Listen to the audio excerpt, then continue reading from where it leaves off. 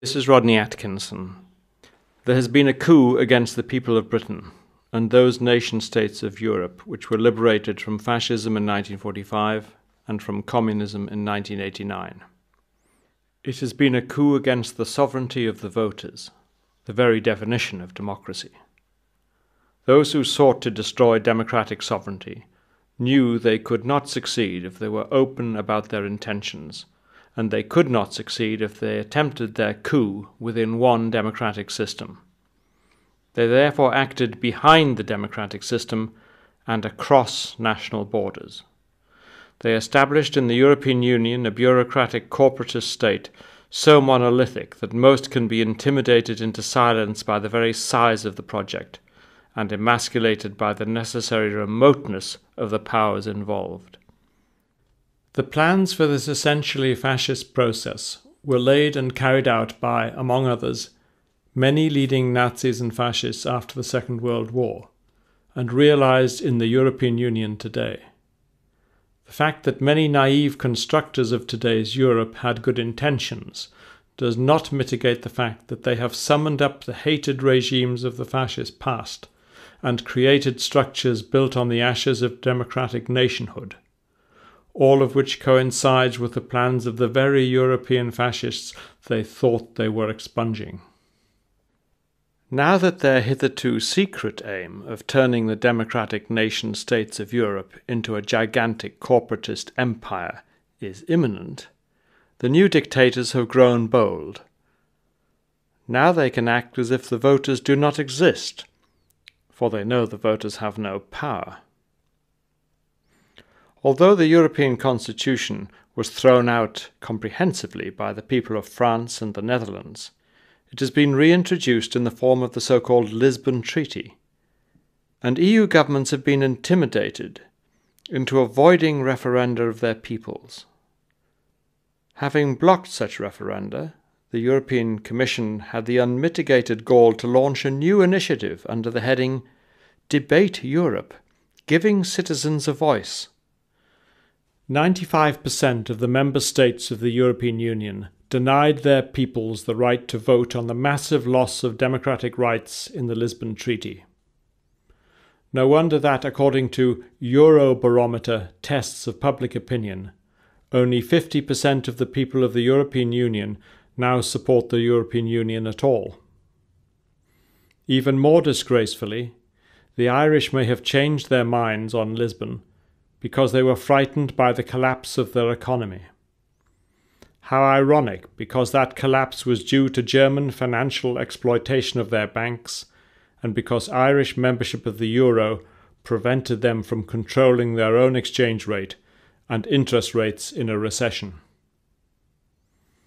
The Lisbon Treaty establishes a new legal country to which EU member states are subservient. It makes future constitutional change possible even without consulting them. It removes the EU's founding principle of free and undistorted trade.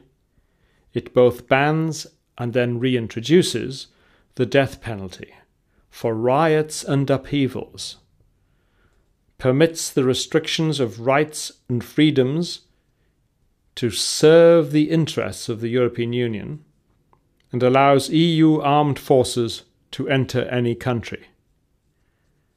The Irish, destroyed by the euro and under intolerable pressure, voted yes to all that. The European Union now knows that all they have to do to finish off the constitutions of EU member states is to finish off their economies first. The frightened voters will then kowtow. The European Union is based on the Nazi plans of 1941, published as they were in Berlin in 1942. The EU was founded by, among others, leading Nazis and fascists, as was the Charlemagne Prize awarded to Tony Blair, Edward Heath, Roy Jenkins, and others for their role in removing democratic sovereignty from the nation-states of Europe. As in the 1940s, we witness today the breakup of Yugoslavia and Czechoslovakia and the recreation of the petty states of Slovakia, Croatia, Bosnia, and Albanian Kosovo. These states were all Nazi allies during the 1940s, and each provided Germany with a full Waffen-SS division. Europe's post-war leaders have repeated virtually word for word the beliefs of the leaders of fascism in the 1930s and 1940s. For a comprehensive demonstration of the parallels, see my books Fascist Europe Rising and Europe's Full Circle. The European Union has promoted and funded the ethnic cleansing of 1 million Europeans in the Balkans, mostly Serbs, Jews and Gypsies, from Croatia, Kosovo and Bosnia, realizing the ambitions of fascist organizations in those countries. It is, of course, the European Union, embraced by Labour, Liberal Democrat and Conservative parties alike, which has resurrected Croatia, a country with the most blatant fascist traditions in Europe, whose football supporters today form swastikas on the terraces, and whose leading pop star calls himself Thompson, after a machine gun used against the Serbs, and whose supporters give Nazi salutes. Croatia was, of course, guilty of the greatest ethnic cleansing in Europe for decades, when they drove some 300,000 Serbs out of their historic homeland in the Krajina in 1995. The links between Croatian fascists and German Nazis in the modern day is well documented.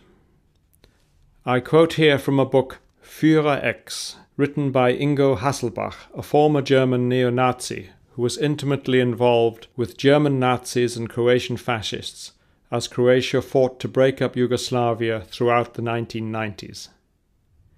In this they had the indirect support of the German army and the German government, who of course were President Tudjman's principal backers and the first to recognize the illegally created state of Croatia in 1991. Hasselbach writes, "The then government in Croatia, under President Franjo Tudjman, was reviving the tradition of the Ustashi, and in many other ways honouring the former fascists.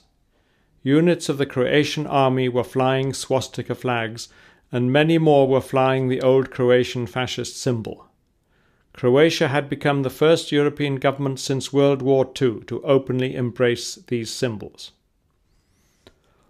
All of the West German neo-Nazis saw it as a powerful opportunity.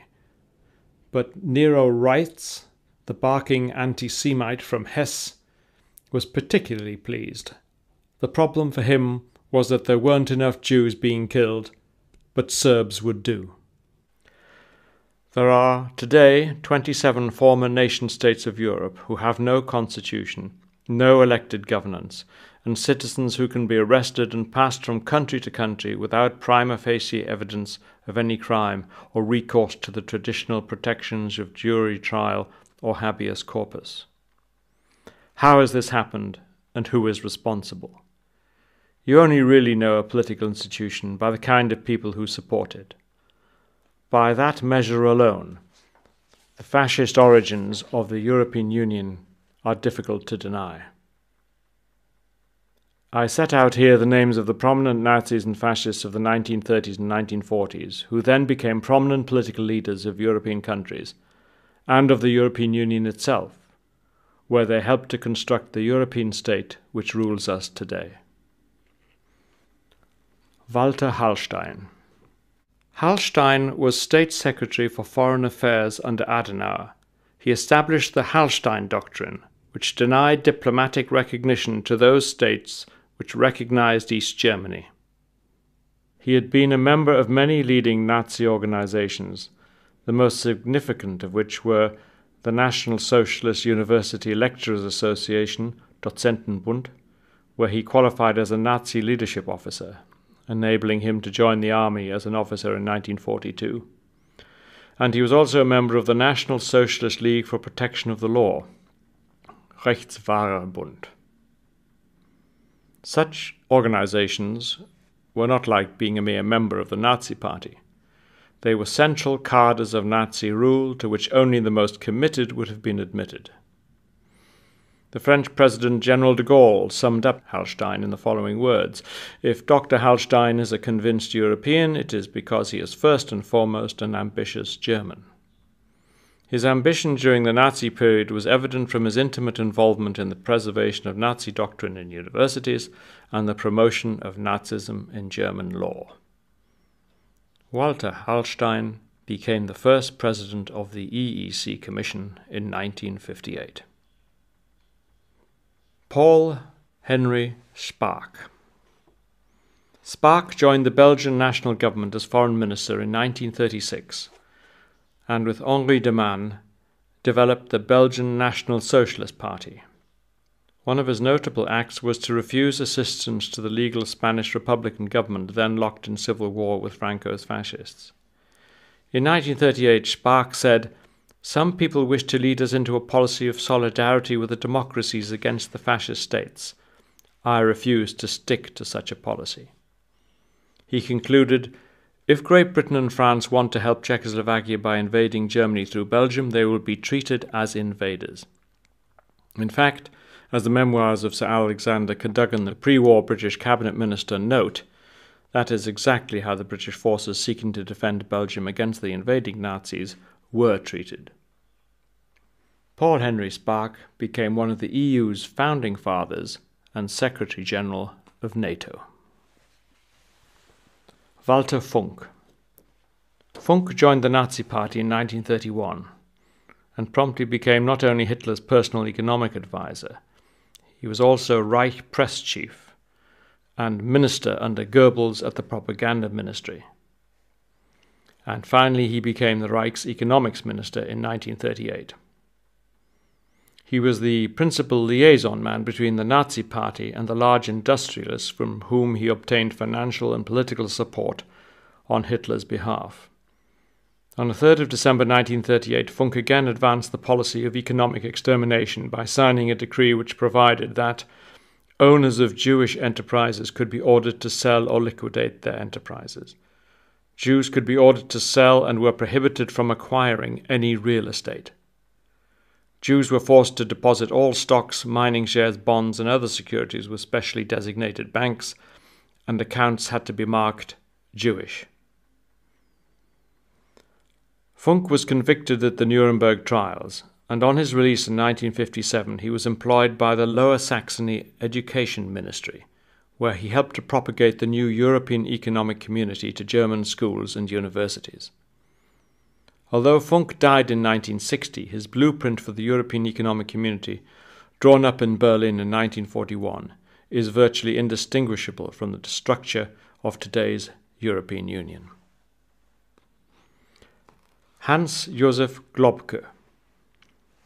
By now you will have gathered that most of the Nazi functionaries continued in public life, either as officials or as politicians. Dr. Adenauer, Germany's post-war chancellor, appointed a man called Globke as his state secretary, that is, director of the chancellor's office in Bonn. Globke was the man who had drafted the Nuremberg race laws. It was on Globke's advice that Adenauer made his senior appointments. Globke helped to formulate the emergency legislation that gave Hitler unlimited dictatorial powers in 1933. He had also written a law commentary on the new Reich citizenship law, the Nuremberg race laws, which revoked the citizenship of German Jews. After the war, Globke became director of the Federal Chancellery of West Germany between 1953 and 1963, and as such was one of the closest aides to Federal Chancellor Konrad Adenauer during the plans for and the foundation of the European Union. Globke's key position as a national security advisor to Adenauer and his involvement in anti-communist activities in post-war West Germany made both the West German government and CIA officials wary of exposing his Nazi past. This led, for instance, to the withholding of Adolf Eichmann's alias from the Israeli government and Nazi hunters in the late 1950s, and CIA pressure in 1960 on Life magazine to delete references to Globke from its recently obtained Eichmann memoirs. Alcide de Gasperi. The then journalist, de Gasperi, belonged to that Catholic world of the early days of the Mussolini regime in Italy, with which the Vatican collaborated and maintained close contacts. On the day Mussolini came to power, truckloads of nuns paraded through the streets of Rome, giving the fascist salute, which indicates the attitude of the Vatican in which de Gasperi worked in the 1930s. He was librarian in the Vatican as it became the first state to recognize the Nazi regime and sign its notorious 1934 Concordat with Hitler's Germany. Even during the Nazi occupation, de Gasperi was involved in intrigues against parts of the resistance in order to break up left-wing Catholicism and communist partisans. In 1943, as the war turned against the fascist powers, de Gasperi tried to reinvent himself by founding the Italian Christian Democrat Party. After becoming Italian president in December 1945, de Gasperi pleaded for an end to the criminal prosecution of Mussolini's fascist supporters. In 1952, he was awarded the Nazi-founded Charlemagne Prize, the principal prize for those constructing the European Union. Lady Diana Moseley. Like several aristocratic families and like so many politicians of all parties during the 1930s, Lady Moseley was charmed by fascism.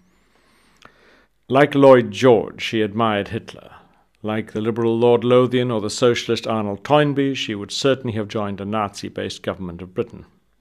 Like Labour's Lord Allen of Hertwood, she would have argued for more African colonies for the German Reich, and like the conservative Sir Samuel Hoare, she would have tried to get rid of Churchill in order to prevent war. Her husband, Sir Oswald Mosley, founded a fascist newspaper called The European, and Lady Diana Moseley, in an interview with the BBC shortly before her death, poured scorn on British Eurosceptics and gave total support to the European Union. Strange that the BBC should so recently interview a lifelong fascist, but perhaps not, when we consider that the BBC kept Churchill off the air for 28 months between 1937 and 1939. Alfred Töpfer, the founder of the Alfred Töpfer Foundation. Töpfer's business interests in the 1940s provided slaked lime for the mass graves in the Lodz ghetto and was involved in the industrial exploitation of occupied France.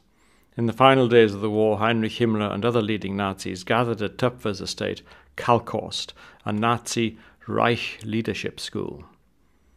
Foreign collaborators with the Nazis were trained to take over governorships of the German Reich in the conquered European states. The founder himself, Töpfer, gave race lectures at Kalkhorst. After the war, Töpfer supported financially Thies Christoffersen, the author of the book The Auschwitz Lie, which denied the extermination of the Jews. The Töpfer Foundation has, since the war, demanded further compensation for their lost Nazi land in the East.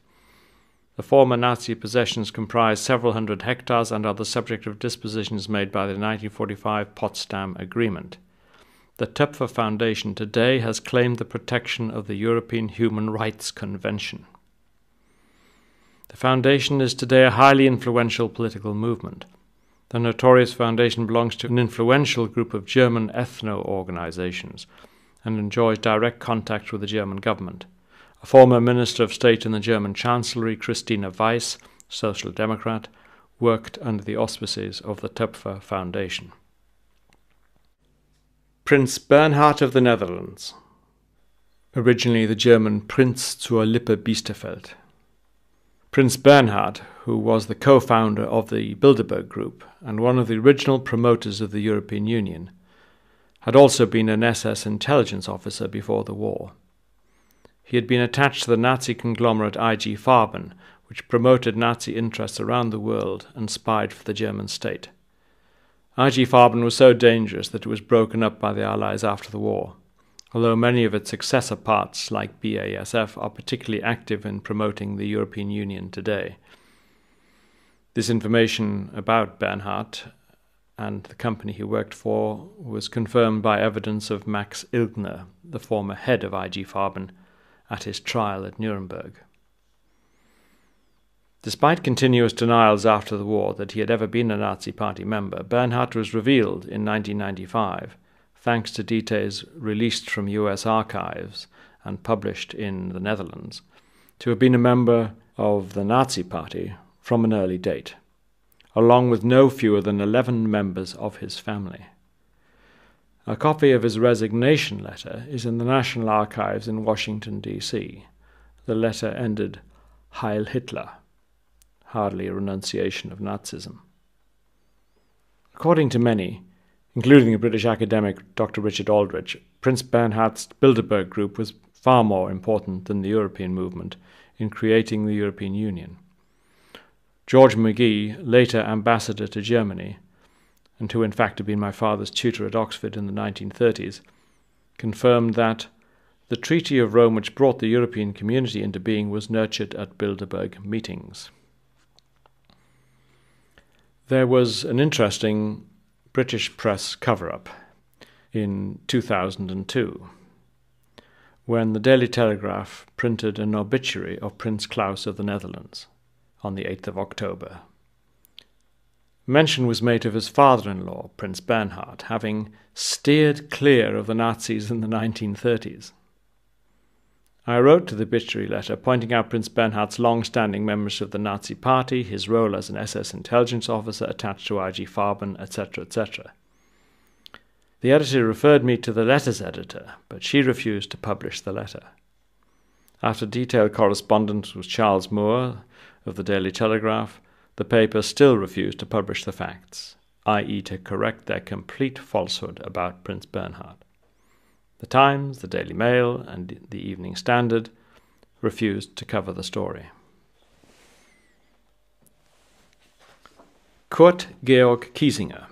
Kiesinger was an early member of the Nazi Party and as early as 1934 became a member of the Sturmabteilung. In April 1940, he joined the German Foreign Office and became the head of the department responsible for the Nazis' radio propaganda, not a function left to anyone other than a convinced Nazi.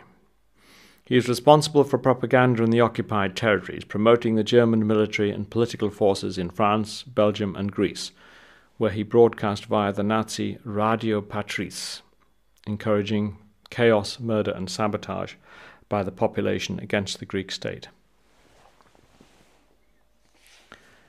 Despite his consistent representation of the Nazi totalitarian state, after the war, in 1945, and with the support of two Nazi colleagues in the German Foreign Office, he was able to take up his career again.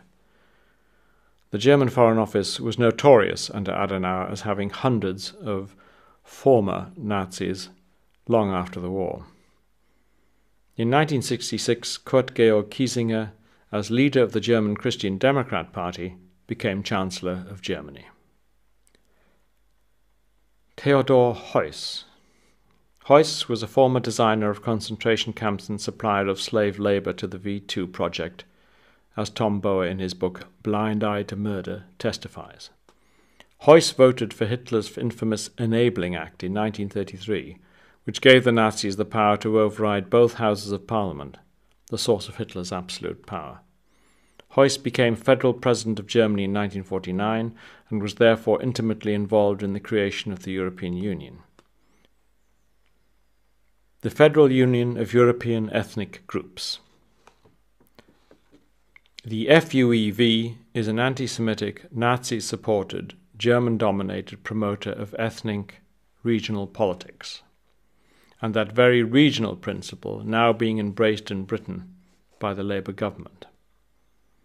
Both the Welsh nationalists and the Cornish separatists are associated with the FUEV. One ethnic group is excluded. As an early statement of the FUEV's principles established, Jews are excluded from ethnic rights enjoyed by other nations. Today that organization is active throughout Europe and in particular among German minorities in Germany's neighboring countries, the Czech Republic, Belgium, Denmark, Poland, etc. The FUEV pursues the goal of a federal Europe of the regions, which means in their own words the end of the unitary and centralized nation states, but not, of course, the end of the centralized European superstate. Since the 1950s, when Hans Josef Graf Matuschka of the European Union of Germany, as it then was, succeeded in linking the FUEV to the German Foreign Office, the organization has had the financial support of the German government. It is involved in the European Union's Committee of the Regions and the European Council's Congress of Communities and Regions, and since 1995 it is represented in the UN itself. It is no mitigation of the above to say that most of those individuals are long gone, for the institutions they helped to found are not only active today, but the constitutional structures they created now govern most of Europe. They do so indeed by virtue of European treaties which refer consistently in truly fascist style to their irrevocable and irreversible provisions. The Charlemagne Prize. The prize was originally founded by the Nazis, but was then refounded in 1949 by the efforts of the Aachen textile merchant Kurt Pfeiffer. Pfeiffer, who had previously been a member of the Nazi Party and of 5 other Nazi organizations, maintained that he had always tended to be a fundamental believer in Europe, and the Charlemagne Prize Society was to be associated with the imperial idea, Reichsidee, of the Emperor Charlemagne. The post-war image of Charlemagne as unifier of the Christian West was preceded by his Nazi portrayal as unifier of the German tribes. Charlemagne had been compared with Hitler, his Reich, and Greater Germany. This is clearly exemplified by the career of the Aachen professor of philosophy Peter Menneken, who took over the professorship previously occupied by an expelled Jew, and who after the war had authorized influence over the symbolism of the Charlemagne Prize and the liturgy of its award ceremonies. Menneken had joined the SA, the Stormtroopers, in 1933 and the Nazi Party in 1937. He used his lectureship at the Technical High School of Aachen in the service of expansionist Western research, and worked for 2 so-called Societies for International Understanding, which were informal offshoots of the Nazi propaganda ministry, used for German propaganda in the Netherlands and Belgium. It is therefore not surprising, considering those who were involved in the foundation of the European Union, that its top prize, the Charlemagne Prize, should have had such well-authenticated Nazi roots. But now let us consider some post-war European, British and American figures who were influential in establishing the now powerful European Union and its rule over 27 nation-states of Europe. George Kennan. Kennan, who died in 2005, was possibly the leading post-war US foreign affairs expert and an authority on Russia. Left-wing, supranationalist with excessive sympathy for authoritarian regimes in Germany, Spain and Italy, and a critical influence on US foreign policy in the 1950s. Kennan was a regular attendee at the Bilderberg Group, which nurtured the creation of the European Union. Kennan found Nazi Germany so palatable that he studied in Heidelberg in the 1930s and stayed even until the early 1940s, when he was interned at Bad Nauheim. There he even lectured, obviously with the approval of the Nazis. The German magazine Der Spiegel reported on the 5th of December 1951 that, lecturing there, he had claimed that Germany's defeat would extinguish the 2,000-year-old history of European civilization. He attacked the Allies for not enforcing a greater circumspection on the Nazi regime and caused it to proceed more slowly with the actualization of its timetable. After the war, Kennan was particularly influential in stopping the denazification program initiated in 1945. A recent biographer chronicles Kennan's baffling appreciation of Europe's dictatorships, Mussolini's in Italy, Dollfuss's in Austria, Salazar's in Portugal. Kennan believed that their kind of authoritarian government was a healthy and welcome alternative to inefficient parliamentary democracy. At Kennan's suggestion in the 1950s, the US changed its long-standing hostility to Franco's fascist regime in Spain in order to secure US influence in the Mediterranean. Kennan thought the First World War had not been worth fighting, and he said in an interview with the New York Review of Books in 1999, "I would like to see our government gradually withdraw from its public advocacy of democracy and human rights." Giuliano Amato. was a former Prime Minister of Italy and became Vice Chairman of the European Union's Constitutional Convention, which drew up the European Constitution, which of course was thoroughly rejected by the French and the Dutch in referenda, but has been reintroduced in the so-called Lisbon Treaty. In the Italian newspaper La Stampa of 13th of July 2000, Amato wrote, "Sovereignty lost on a national level does not pass to any new individual. It is entrusted to a faceless entity, and those in command can neither be identified nor elected. As a matter of fact, the metamorphosis is already here. All we need are a few corrections here and there, along with a great deal of cunning. Their place will be taken by a multitude of authorities, each of which will be at the head of different interests."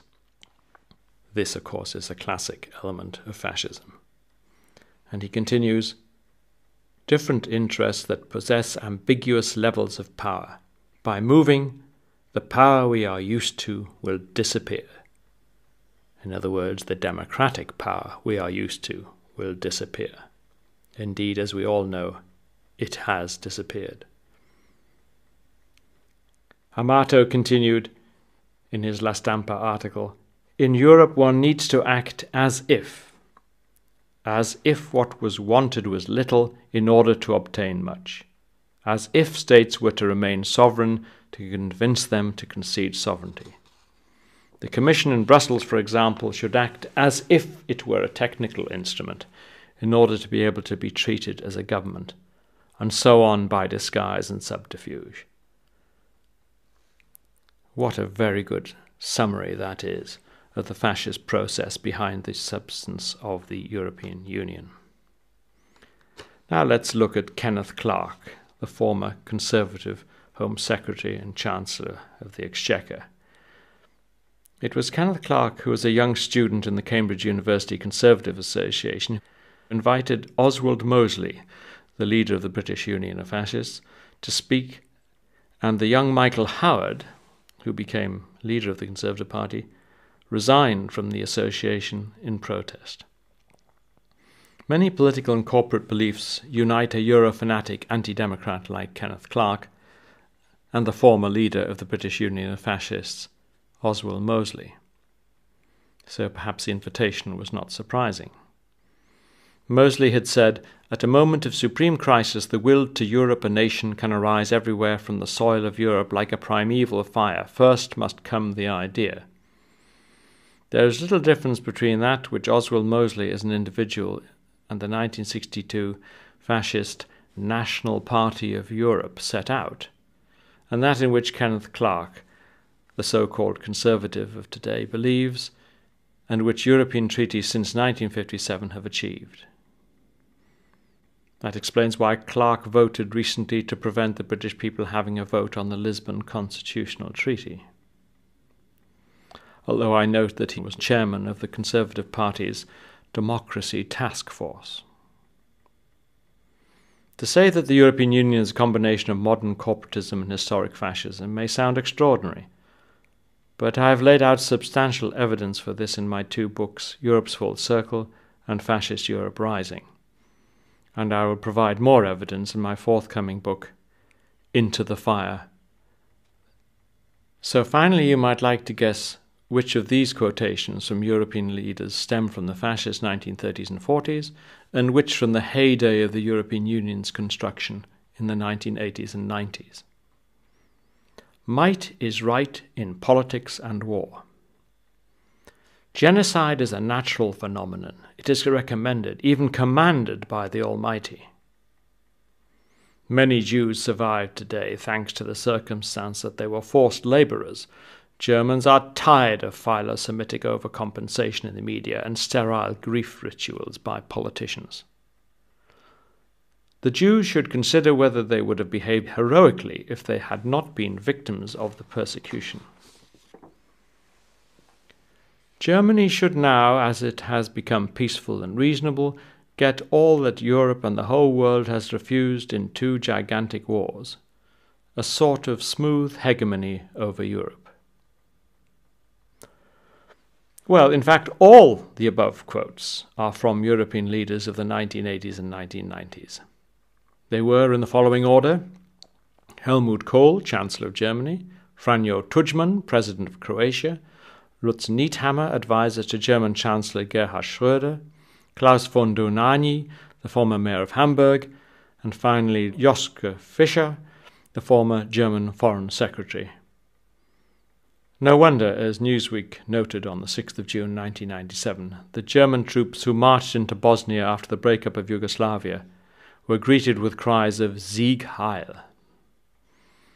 And no wonder the Kosovo Albanians said as NATO troops marched in that they were pleased to see the fascist armies.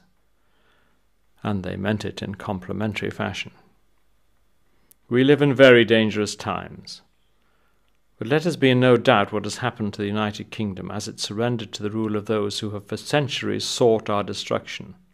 Nothing has happened which our Parliament and our governments did not freely do to themselves, albeit behind the backs of the true sovereigns, the voters. And if our MPs and government wish to survive, there is no power on earth which can stop them restoring the sovereignty of a free British people. But so long as they refuse to do so, they are and will be seen to be guilty of the enslavement of Britain by those very imperialist and fascist European powers which 50 million deaths and 2 world wars apparently failed to defeat.